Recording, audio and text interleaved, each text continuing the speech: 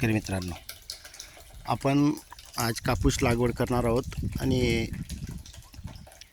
त्यानंतर लगेच आपण बेड पद्धतीने जी लागवड करणार बेड पद्धतीवर लागवड करणार आहोत।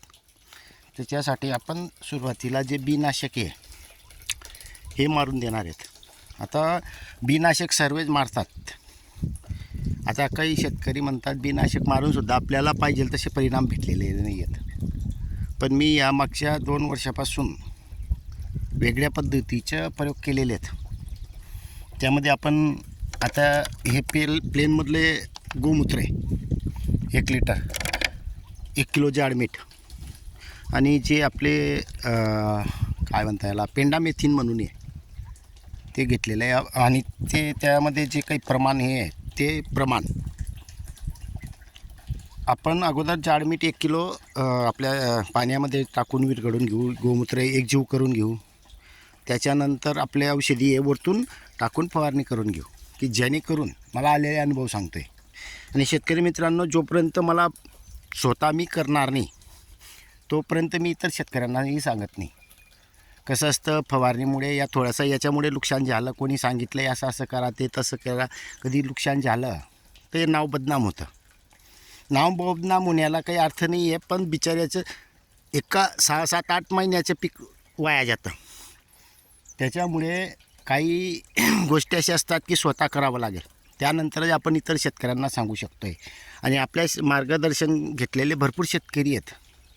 कोणी चोरी छुपे घेतं, कोणी समोर विचारून घेतं। हे उलटून घेणं हे महत्त्वाचे आहे। आपल्यामधलं जे चांगलं असेल ते घ्यावं, बाकीचं सोडून द्यावं। मला असं म्हणत नाही मी की सगळंच बरोबर आहे, माझ्याही चुकत असेल कुठंतरी, पण तो विषय वेगळा आहे। तर शेतकरी मित्रांनो, आता हे फवारणी केल्यानंतर आपल्या कापूस चांगला होऊन जातो, तोपर्यंत तण उगत नाही आणि उगलं बी तर ते वाढ करत नाही।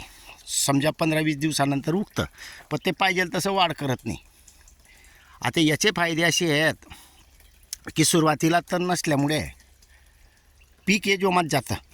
आपण ज्या SR कल्चरपासून ज्या निविष्ठा सुरुवातीपासूनच सोडतो त्याचा आपल्याला पूर्ण बेनिफिट भेटून जातं।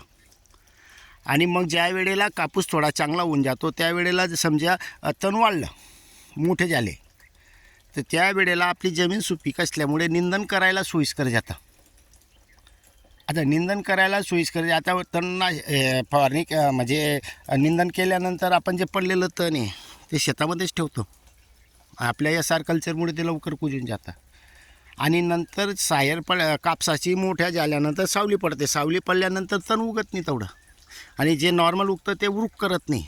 तर त्याच्यामुळे सुरुवातीला बीनाशक कधी फवारणी केली हे मला आलेले अनुभव आहेत। अगोदर मी बीनाशकीने मारत नव्हतो, काहीच करत नव्हतो, पण निंदन हे 3 वेळे तरी करावं लागत होतं। पण आता मागच्या वर्षी मी एकच वेळा कापसालासुद्धा निंदन केलेली आहे, हरभरालासुद्धा तसंच एकच वेळा निंदन केलेली आहे। आणि आपल्याला तण कंट्रोलमध्ये भेटलेलं आहे। आणि विशेष म्हणजे याच्यातून एक महत्त्वाचे आहे, आपला कापूस मोठा झाल्यानंतर तण थोडं मोठं होऊ द्या, छोट्या तणाला निंदू नका। निंदण्यामध्ये काय होतं, थोडं खुरपणमध्ये अटकलं किंवा निंदताना कोणी हे मारलं तर कट होऊन जातं, नंतर ते लगेच फुटतं। त्याच्यामुळे ते घाई करू नका, थोडं मोठं होऊ द्या, त्याच्यानंतर काढा आणि ते पण आपल्या शेतात कुजवा, बाहेर फेकू नका। याचे भरपूर फायदे आहेत।